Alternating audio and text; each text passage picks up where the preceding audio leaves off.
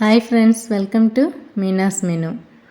வாக்குண்டாம் நல்ல மனமுண்டாம் மாமலரால் நோக்குண்டாம் மேனி நுடங்காது பூக்கொண்டு துப்பார் திருமேனி தும்பிக்கையான் பாதம் தப்பாமல் சார்வார் தமக்கு.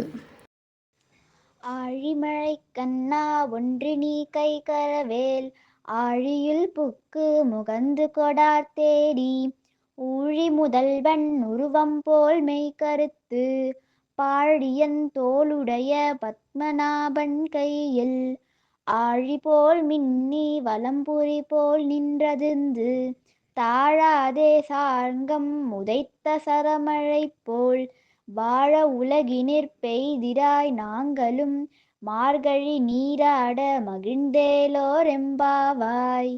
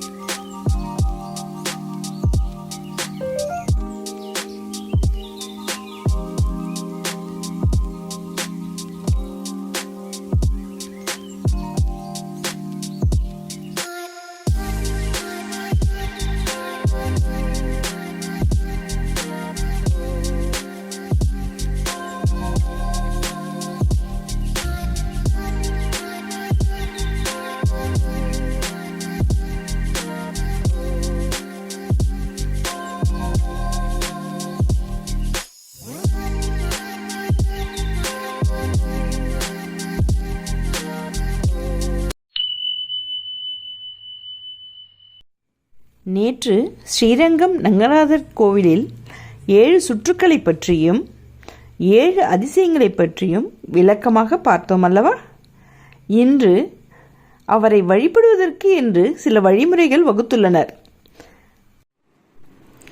திகழ்கின்ற திருமார்பில் திருமங்கை தன்னோடும் திகழ்கின்ற திருமாலார் சேர்வீடம் தன்வட்டாறு புகழ்நின்ற புல்லூர்தி போரரக்கர் குலம் கெடுத்தான் இகழ்வின்றி என் நெஞ்சத்து எப்போதும் பிரியானே. இது நம்மாழ்வார் திருவாய்மொழிங்க. ஸ்ரீரங்கம் ரங்கநாதர் கோவிலுக்கு செல்லும்போது நேரடியாக பெருமாள் சன்னதிக்கு செல்லாமல் முதலில் சுற்றுப்பிரகாரங்களில் உள்ள சன்னதிகளுக்கு சென்று அங்குள்ள பகவான்களையெல்லாம் தரிசித்துவிட்டு நமது கோரிக்கைகளை அந்த பகவான்களிடம் முதலில் வைத்துவிட்டு இறுதியாக தான் மூலவர் ரங்கநாதர் சன்னதிக்கு செல்ல வேண்டும். அப்படி சென்றால் பிரகாரங்களில் உள்ள தெய்வங்கள் நமக்காக பெருமாளிடம் இந்த பக்தன் தான் செய்த தவறுகளை தெரிவித்து விட்டான், அதனால் அவனை மன்னித்து கேட்கும் வரத்தை கொடுங்கள் என நமக்காக சிபாரிசு செய்வார்களாம். நம்ம இன்னைக்கு ஸ்ரீரங்கம் கோவிலுக்கு உள்ள எப்படி நுழைய போகிறோம், என்னென்னலாம் பார்க்க போகிறோன்றதை பார்க்கலாங்க. ரெங்கா கோபுரம் வழியாக உள்ளே நுழையணும். ஃபஸ்ட்டு முதலில் இடதுபுறம் உள்ள பலிபீடத்தையும் பிறகு கொடி கம்பத்தையும் தொட்டு வணங்க வேண்டுமாம்.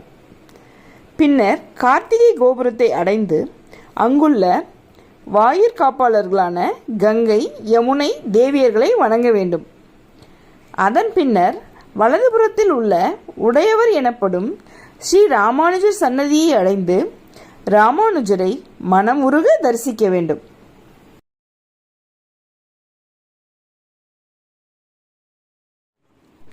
பின்னர் சக்கரத்தாழ்வார் நம்மாழ்வார் சன்னதிகளுக்கு சென்று தரிசனம் செய்துவிட்டு தாயார் சன்னதிக்கு சென்று ரங்கநாச்சியாரை தரிசித்துவிட்டு சந்திர புஷ்கரணி வழியாக பெரிய கருடன் சன்னதியை அடைந்து அவரை வணங்கிவிட்டு ஆரியப்படால் வாசலை அடைந்து பின்னர் அங்கே உள்ள ஒற்றைக்கல் ஆஞ்சநேயரை வணங்க வேண்டுமாமங். கருவூல நாச்சியார் எனப்படும் பெருமாளின் நகைகளை பாதுகாக்கும் காவலாளி நாச்சியாரை வணங்கிவிட்டு தொண்டைமான் மேட்டை அடைய வேண்டும். பிறகு அருகிலுள்ள சின்ன துவாரம் வழியாக தொண்டைமான் மேட்டு கோபுரத்தை பார்க்க வேண்டும். பிறகு அங்குள்ள கிணற்றை சுற்றி பெருமாளின் தலைமை காவரான சேனை முதலியாரை வணங்க வேண்டுமாம். பின்னர் கிணற்றிற்கு அருகில் இருந்து கோபுர தரிசனத்தை காண வேண்டுமாம். மூலவர் சன்னதிக்கு சென்று பெருமாளை வணங்க வேண்டும். இப்போ நம்ம பெருமாளை பார்க்க போகிறோங்க. கருவறையில் முதலில் பெருமாளின் பாதத்தை தான் பார்த்து வணங்க வேண்டும். பின்னர் படிப்படியாக அவரது மார்பு, வாய், கண், முடி, முகம் ஆகியவற்றை வணங்கி முழுமையாக தரிசிக்க வேண்டும்.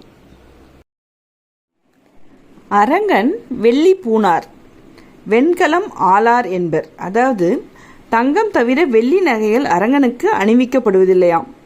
பித்தளை, வெண்கலம் போன்ற பாத்திரங்கள் தலிகைக்கு பயன்படுத்த மாட்டார்கள். தலிகைன்னா சமையலுங்க. சொர்ண பாத்திரம் எனப்படும் மண் பானைகளையே தலிகைக்கு பயன்படுத்துவார்கள். தினமும் புதிய பானைகள் தான் பயன்படுத்தப்படுமா. இத்திவ்ய தேசத்தில் ஆண்டாள், திருப்பானாழ்வார், துலுக்க நாச்சியார் ஆகியோர் அரங்கனின் திருவடியை அடைந்துள்ளனர். ரங்கநாதர் இங்கு பார்க்கடலில் பள்ளி கொண்ட கோலத்தில் காட்சி கொடுக்கிறார். புஜங்க சயனத்தில் ஆதிசேடன் மீது சயனித்து காட்சி தருகிறார். விஷ்ணு சகஸ்ரநாம ஸ்தோத்திரத்தில் சாந்தாகாரம் புஜங்க சயனம் என வரும் இல்லையா, அதுதான் புஜங்க சயனம். இந்த கோவிலுக்கு மற்ற பெயர்கள் திருவரங்க திருப்பதி, பெரிய கோயில், போக மண்டபம், பூலோக வைகுண்டம் ஆகியனவாம். கோயில் வளாகத்தில் 53 உப சன்னதிகள் உள்ளன. 21 கோபுரங்கள் உள்ளன. கோவில் 156 ஏக்கர் நிலப்பரப்பு கொண்டதாங்க. ஆசியாவிலேயே மிக உயரமான கோபுரம் இக்கோயில் ராஜகோபுரம். உயரம் 236 அடி, 13 நிலைகள், 13 கலசங்களுடன் கம்பீரமாக காட்சி கொடுக்கிறது. நாளைக்கு ஸ்ரீரங்கத்தின் சிறப்புகளை இன்னும் விரிவாக பார்க்கலாங்க.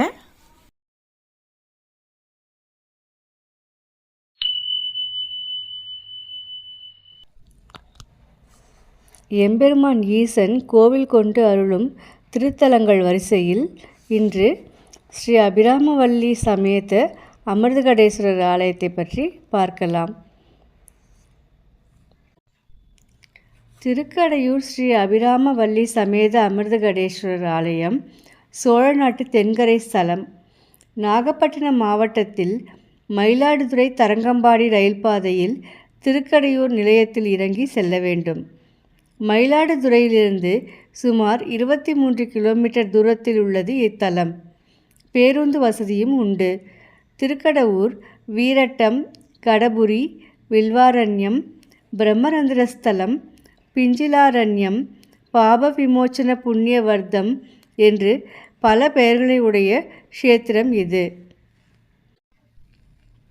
நம் ஆலயத்தின் அமைப்பை பார்க்கும் பொழுது ஆலயத்தின் கிழக்கிலும் மேற்கிலும் ராஜகோபுரங்கள் இருந்தாலும் மேற்கில் உள்ள 7 நிலை ராஜகோபுரம்தான் பிரதான வாயிலாகும். கோபுரத்தில் கஜசம்ஹார மூர்த்தி, சம்பந்தர் பல்லக்கை அப்பர் தாங்குதல், தந்தையின் தோளில் சம்பந்தர், பார்க்கடல் கடைதல் போன்ற அரிய சிற்பங்களை காணலாம். உட்கோபுரம் 5 நிலைகளை உடையது. கவசமிட்ட கொடிமரம், நந்தி, பலிபீடங்கள் ஆகியவற்றை கடந்து உள்ளே சென்றால் கருவறையில் உள்ள அமிர்தகடேஸ்வரர் உயர்ந்த சுயம்பு லிங்கமாக மேற்கு நோக்கி காட்சி அளிக்கிறார். கருவறை சுற்றுப்பிரகாரத்தில் முருகன், லக்ஷ்மி, சோமஸ்கந்தர், நடராஜர், வில்வவனேஸ்வரர், பைரவர், பஞ்சபூத லிங்கங்கள், சூரியன், அகத்தியர், சப்தகன்னியர்கள், 63 நாயன்மார்கள் ஆகியோரின் சன்னதிகள் உள்ளன. இந்த ஆலயத்தில் நவகிரக சன்னதிகள் இல்லை. இறைவன் கருவறைக்கு முன்னால் உள்ள மண்டபத்தில் காலசம்ஹார மூர்த்தி வலது காலை ஊன்றி இடது காலை உயர்த்தி யமனை உதைக்கும் நிலையில் பாலாம்பிகையுடன் காட்சியளிக்கிறார். பக்கத்தில் உள்ள வெள்ளி பேழையில் உள்ள உடையவர் மரகதலிங்கத்திற்கு காலை மாலை ஆராதனை நடத்தப்படுகிறது. காலசம்ஹார மூர்த்தியின் திருப்பாதங்களின் கீழ் மார்க்கண்டேயர் கைகூப்பிய நிலையில் இருப்பது, யமதர்மன் உதை வாங்கி கீழே விழுந்து கிடப்பது ஆகியன பீடத்தடியில் வெள்ளித்தகட்டால் மூடி வைக்கப்பட்டிருக்கிறது. தீபாராதனை சமயம் தரிசிக்க முடியும். யமனுடைய பாசக்கயிறு பட்டதால் லிங்கத்தின் உச்சியில் ஒரு பிளவும் மேனியில் ஒரு தழும்பும் காணப்படுகின்றன. காலசம்ஹாரமூர்த்தியின் பின்னால் வலப்பக்கம் மிருத்யுஞ்சய யந்திரம் ஒன்று உள்ளது. இதனை திருக்கடையூர் ரகசியம் என்கிறார்கள். இந்த கோவிலின் வெளிப்பிரகாரத்தில் கிழக்கு நோக்கியவாறு அம்மன் சன்னதி உள்ளது. வடக்கு பிரகாரத்தில் நடராஜ பெருமான் அம்பலம், அடுத்ததாக பிட்சாடனர், பக்கத்தில் வில்வவனேஸ்வரர், இவர்தான் ஆதிமூர்த்தி.